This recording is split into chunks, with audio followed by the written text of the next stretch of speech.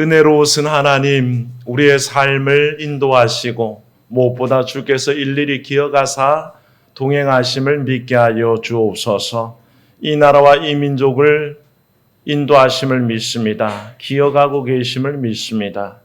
우리의 삶을 또한 기억하시고 인도하심을 믿습니다.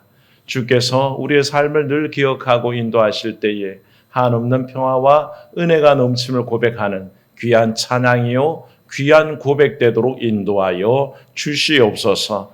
오늘도 주의 말씀 앞에 섭니다. 주의 성령님 함께해 주사 온전히 주의 뜻 가운데 밝히 깨달아 알며 밝히 실천할 용기를 얻게 하시고 막대기 같은 주의 종을 거룩한 말씀의 도구로 사용하여 주시옵소서. 주 예수님 이름으로 기도하옵나이다. 아멘. 네, 오늘도 우리 성부, 성자, 성령 하나님의 은혜가 함께 하시기를 축원합니다. 기도해 주셔서 휴가를 잘 마치고 왔습니다. 볕에 걸려서 새까맣죠? 그래도 자세히 보면 잘 보이니까요. 오늘도 말씀에 집중하시기를 바랍니다. 올해는 8.15 광복 기념 79주년이 되는 해입니다. 벌써 79년이 흘러버렸죠. 그리고 오늘은 우리가 총회가 정한 8.15 광복 기념주일로 지키는 때입니다. 해마다 광복절 기념주일을 맞이할 때마다 저는 목회자로서 생각해 봅니다. 이 8.15 광복 기념주일을 매 해마다 반복하는 이유가 뭘까? 그런 생각이 들 때가 있습니다. 우리에게 치욕적인 아픈 과거, 36년간의 고통을 주었던 그 일제에 대해서 기억하고 망각하지 말라는 뜻인가? 그래서 증오를 키우고 그 속에 막 미움의 감정을 쌓으라고 이렇게 반복하는 것일까 할 때 그건 아닌 것 같습니다. 미워하고 증오하라고 그 일을 반복해서 기억하는 건 아닌 것 같습니다. 오히려 역사적 교훈 속에 우리를 더 힘센 나라, 부강한 나라, 외세의 지배를 받지 않는 나라로 다시 거듭나는 노력이 필요한 것을 발견하고, 또한 우리는 크리스찬들로서 그렇습니다. 하나님께서 해방과 자유의 기쁨을 주셨다 고백하도록 매해마다 이 일을 반복하는 것이 아닌가라는 생각을 합니다. 그러므로 오늘도 주의 말씀 안에서 참으로 역사를 주관하시는 하나님, 또 그 하나님을 다시 고백하고 우리 주 하나님께서 삶을 주관하신다는 고백이 있는 그런 귀한 주일 되시기를 주의 이름으로 축원합니다. 누가 뭐래도 천지 만물과 인간을 창조하신 하나님은 그 영으로 이 모든 세계를 인도하시고 다스리고 계신 것을 우리는 믿음 안에서 고백합니다. 여러분 믿으십니까? 하나님은 천지를 창조하신 다음에 영적인 말씀으로 창조하셨고 또 하나님의 영으로 인도하셨습니다. 그 세계는 완벽했습니다. 하나님의 영으로 지어졌고 하나님의 영으로 인도되는 세계는 완벽했습니다. 그러나 인간이 범죄함으로 말미암아 인간의 논리가 이 땅에 개입되기 시작했습니다. 그 대표적인 게 뭘까요? 힘의 논리입니다. 종신토록 수고하여 땀을 흘려야만이 먹고 살게 되는 그 상황 속에서 힘이 중요해졌습니다. 남들보다 더 노력하면 된다고 생각했고 남들보다 더 세력이 있으면 더 많은 것을 얻을 수 있다는 논리가 지배하면서 이 세상은 점점 더 물리적인 것, 또 물질적인 것이 지배하게 되어버린 거죠. 그래서 힘의 각축장처럼 세계가 변질되는 일들이 일어났습니다. 더 이상 하나님의 영적인 것이 우리를 다스리는 것이 아니라 물질적인 것들이 다스리는 세상으로 변해가 버렸다는 것이죠. 그 대표적인 예가 뭘까요? 힘이 없던 조선을 힘으로 지배했던 일제강점기가 바로 그 대표적인 예입니다. 힘이 다스리는 세계가 와버린 거죠. 그래서 물질적인 힘과 가시적인 권세의 영향을 받는 세상이 돼버릴 수밖에 없었다는 것입니다. 일제 36년은 사실은 누가 뭐라 그래도 너무나 비양심적이고 인간성을 상실했던 야만적인 행위였습니다. 일본은 철저하게 반성하고 회개하고 온 세계 만방에 되풀이해서 자기의 잘못을 시인해야 되는데 그렇지 않은 모습이 안타까울 뿐입니다. 그러나 그 반면에 우리는 어땠습니까? 그 식민 지배의 고난의 세월을 견뎌내야 했습니다. 힘으로 일제에 저항할 힘이 없었습니다. 사실은 세계 각축장, 힘의 각축장이 된 이 세계 속에서 힘이 다가오면 힘으로 맞받아쳐야 되는데 그런 힘이 우리에게는 없었습니다. 자주 독립을 잃은 다음에 어땠습니까?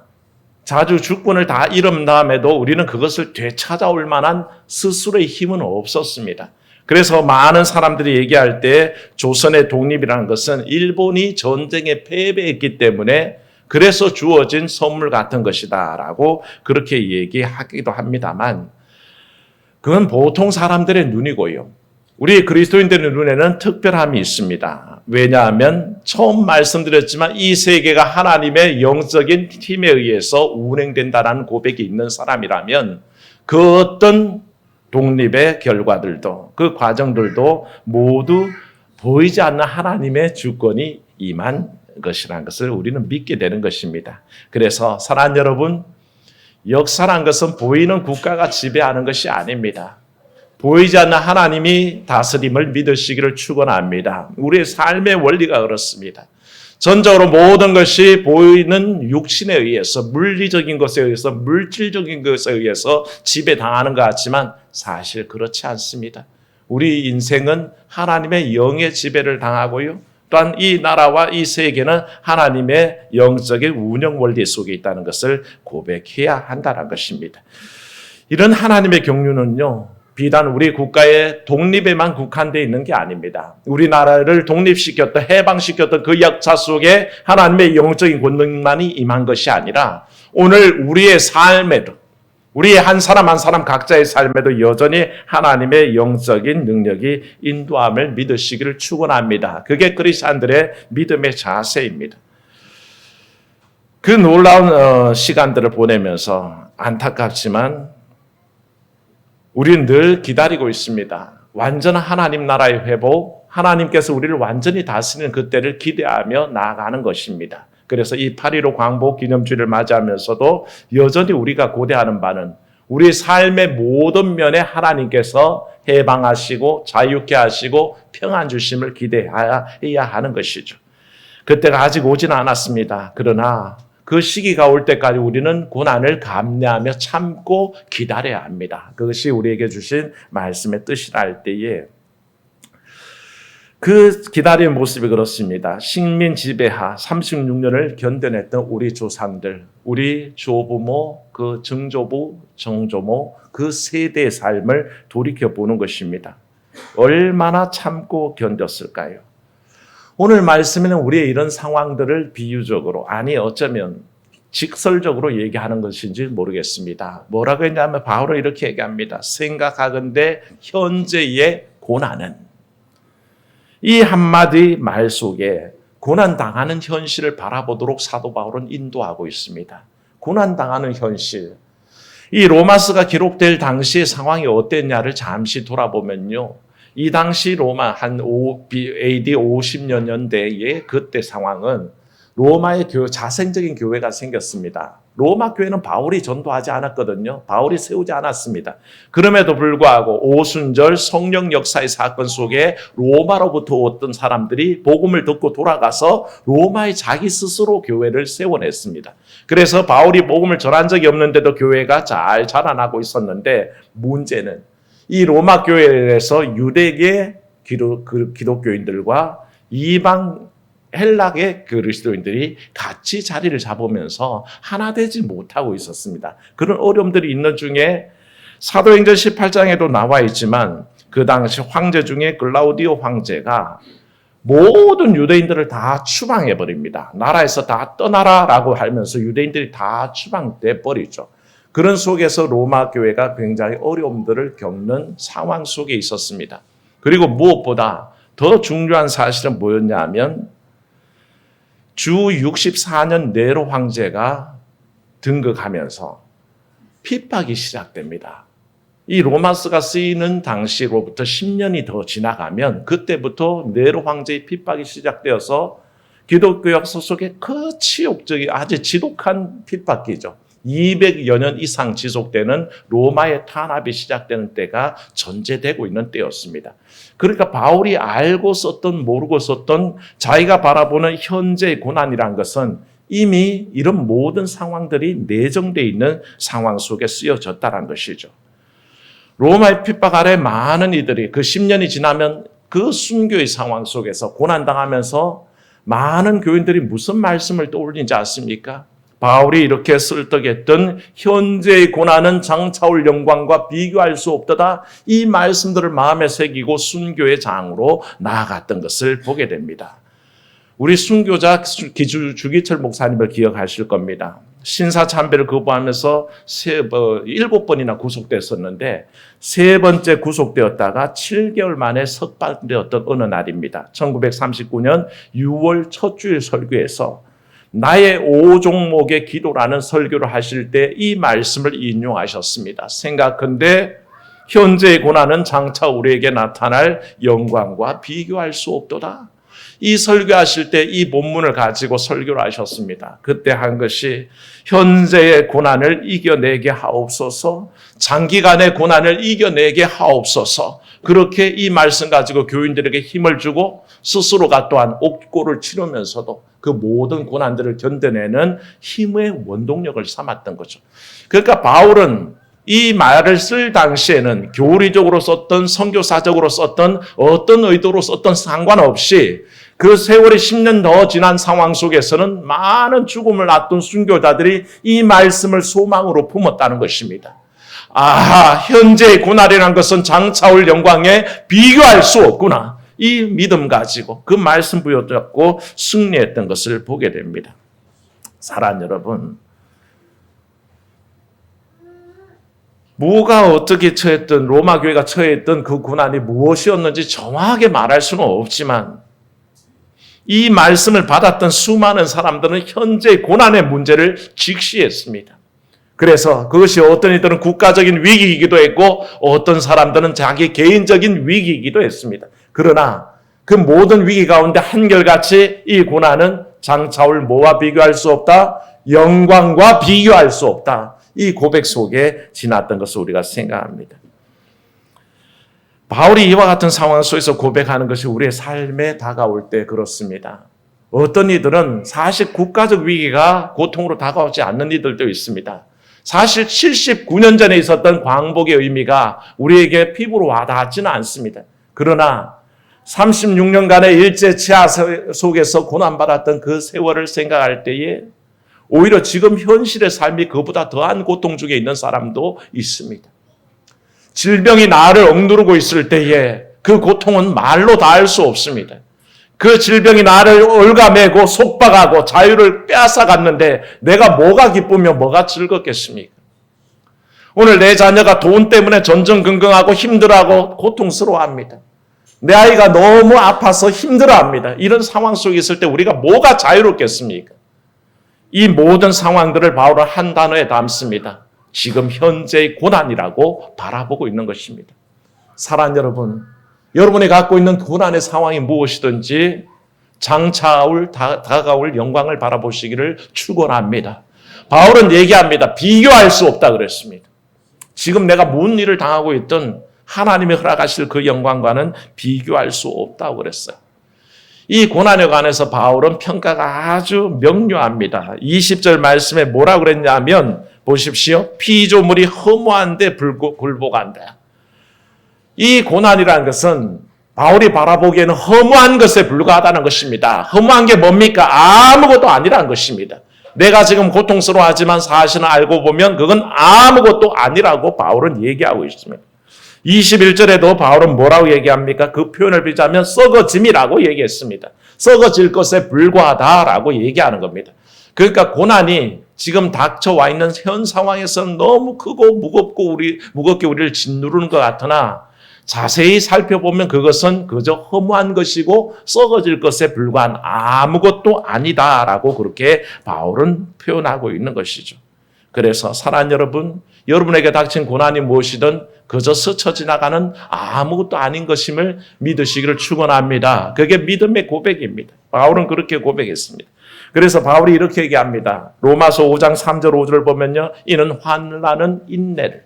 인내는 뭐를요? 연단은 소망을 낳는다. 그렇게 얘기합니다. 환난은 인내를 낳고 인내는 연단을 낳고 연단은 소망을 낳는다라는 바울의 고백 속에 그가 고난을 바라보는 눈이 정확하게 기록되어 있는 겁니다. 그건 우리를 더 소망 가운데로 인도하고 더 믿음 안에 성장하도록 인도하는 것이지 그 이상도 그 이하도 아니라고 바울은 얘기하고 있는 것이죠. 그래서 종국에 주어지실 해방의 소망을 바라보면 얼마든지 견뎌낼 수 있다 하는 것이 바울의 표현입니다. 그 소망이 뭡니까? 바울은 장차 다가올 영광이라고 그랬습니다. 우리에게 주어질 놀라운 미래가 있다라고 바울은 얘기하고 내가 다하는 고난과는 반대로 역전시켜 주시는 놀라운 치유의 은혜와 베푸시는 풍성함의 은혜가 있다라고 주님은 말씀하고 계신 것이죠.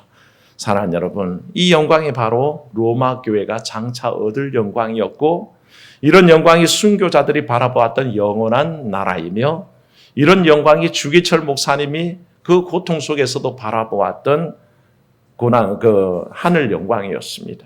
이런 영광이 36년의 속박 속에 살면서도 기도하고 준비하고 기다렸던 민족 해방의 날이었습니다. 과연 그 날은 오고야 말았던 것이죠. 그러나 이 모든 해방의 역사 속에서 우리가 놓쳐서는 안 되는 것이 있습니다. 그게 뭡니까? 이 해방을 주도하시는 하나님 바라보시는 여러분 되시기를 축원합니다. 이 모든 것들 썩어질 것에 불과하고 그저 아무것도 아닌 것으로 만들 수 있는 분이 하나님이시라는 것입니다. 그 하나님을 바라봐야 됩니다. 해방의 역사 속에 사람들은 애써 하나님을 자꾸 지워내려고 합니다. 그래서 하나님의 은혜로 우리가 해방됐다 그러면 그 말이 듣기 싫어서 무슨 소리냐. 그냥 전쟁에서 일본이 패망했기 때문에 우리에게 해방이 주어진 것이지 보너스지 뭘 우리 하나님이 주관하셨어라고 애써 거절하는 사람이 있습니다만 꼭 그렇게 볼 수는 없습니다. 일제강점기에 우리나라 인구가 1,700만 명을 추산하거든요. 그 정도 인구에 불과 있었습니다. 그 당시 기독교 인구를 얼마 추산하냐 하면 30만입니다. 100만도 되지 않았습니다. 인구 1,700만 나라에서 기독교 인구는 30만 미만이었습니다. 그야말로 1.3% 혹은 1.5%를 추산하는 그 인구였습니다. 그런데 그러니까 100명 중에 한 명이죠. 1%라는 것은 100명 중에 한 명 아닙니까? 그런데도 불구하고 그 기독교 인구가 독립을 위해서 기도하고 힘을 모았습니다. 마음을 모아서 함께 나아갔습니다. 오죽하면 민족 대표 33인 중에 절반이 기독교인이었습니다. 인구는 1%밖에 되지 않는데 100명 중에 골라야 한 명 기독교인이 있는데 왜 민족 대표 33명을 모아서는 그 중에 절반이 기독교인이었을까요? 그만큼 독립을 위해서 기도하고 독립을 위해서 부르짖던 사람들이 기독교인 가운데 많았다는 것입니다. 그들 속에 소망이 있었습니다. 우리가 비록 일제치하에서 이와 같은 고난을 당하고 있지만 장차 주실 영광과 비교할 수 없도다. 좋게 비교할 수 없도다. 하나님의 해방의 날을 주실 것이고 자유의 날을 주실 것이다. 그렇게 믿고 기도했습니다. 그 100명 중 한 명의 기도가 그 100명 중 한 명의 부르짖음이 하늘에 상달되었고 하나님은 그걸 들어서 우리에게 해방의 역사를 허락하신 줄로 믿습니다.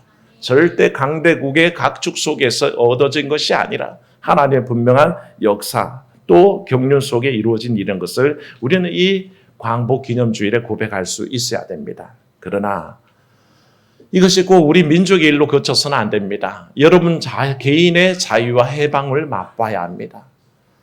이 광복기념주일은 우리나라의 광복을 기념하는 주일이기도 하지만 여러분에게 주어진 해방의 기쁨을 맛보는 날이기도 합니다. 사랑하는 여러분, 모든 것이 이 자유 대한민국을 만들었고 광복의 그 놀라운 은혜 속에 성장해온 것은 사실입니다만 그럼에도 불구하고 오늘까지도 많은 이들은 여전히 죄의 권세 가운데 매여 있습니다. 어떤 이들은 질병에 매여 있습니다. 어떤 이들은 물질의 근심 속에 매여 있습니다. 뭔가가 나를 올가매고 있을 때는 나는 결코 자유롭지 않습니다. 그걸 참 자유라고 얘기할 수 없습니다. 나를 붙들고 있는 게 있는데 어찌 내가 자유롭겠습니까? 그러나 우리는 이 모든 경륜 속에 바라봐야 합니다. 하나님께서는 분명히 바벨론 70년 가운데 있던 이스라엘을 해방시키셨고 애굽에서 430년 종살이하던 그 이스라엘을 출애굽시켜서 해방시키셨고 로마 박해가 220년간 지속되었지만 하나님은 그 고난의 때가 끝나고 로마 이 국교로 기독교가 공인되는 역사를 허락하신 것처럼 우리나라 일제 36년이 끝나고 해방의 기쁨을 맛보게 하신 것처럼 여러분에게도 참자유 허락하실 때가 있다는 것을 믿으시기를 축원합니다. 우리는 그걸 믿어야 합니다. 하나님께서 나를 부자유스럽게 올가맨 상태 속에 그냥 두실 거라 믿지 마십시오. 포기하지 마시고 하나님께서 나를 자유케 하실 그때를 기대하고 나아가야 합니다. 그래서 바울은 정확하게 용어를 씁니다. 우리의 고난들, 허무한 데 굴복하는 것, 썩어짐의 종로를 탄식하는 그 상황들이 우리의 현재의 상황이라 할 때에 기대하고 소망하는 것은 영광이요, 자유요, 속량함이요, 구속함이다라는 고백으로 바뀌어지는 겁니다. 사랑하는 여러분 그런 삶의 변화가 있으시기를 축원합니다. 이를 가지고 바울이 뭐라고 권합니까? 오늘 말씀 끝자를 보시면요. 만일 우리가 보지 못하는 것을 바라면 참음으로 기다릴지니라 라고 그렇게 얘기합니다. 이 말씀 속에 담겨있는 뜻을 기억하십시오. 잘 보이지 않는다는 것입니다. 언제 내가 이 고통스러움이 끝날지 잘 모르겠다는 뜻입니다. 언제 상황이 더 나아질지 모르겠다는 뜻입니다. 그러나 기대하는 바가 있습니다. 하나님께서 이것을 끝내주실 때를 믿고 참음으로 기다리라는 것입니다. 이거에 바로 우리가 가진 믿음입니다. 믿음의 권속들 여러분 바로 그 참음으로 기다리는 것입니다. 하나님께서 영광의 때를 주실 줄 알고 하나님의 치유해 주실 때를 믿고 하나님께서 풍성하게 베풀어 주실 때를 믿고 참고 기다리는 겁니다. 그렇게 참고 기다린 믿음 속에 수많은 사람들이 주시는 영광을 누렸습니다. 그 결과를 바울이 고백할 때에 현재의 고난은 장차올 영광과 좋게 비교할 수 없다라고 고백한 것이죠.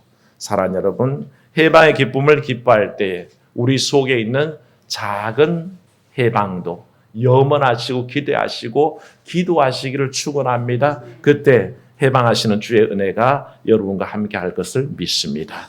은혜로우신 하나님, 광복절 79주년 맞이하는 때에 광복 기념주일로 주 앞에 예배합니다. 하나님, 오랜 기다림의 세월 속에 허락하셨던 자유입니다.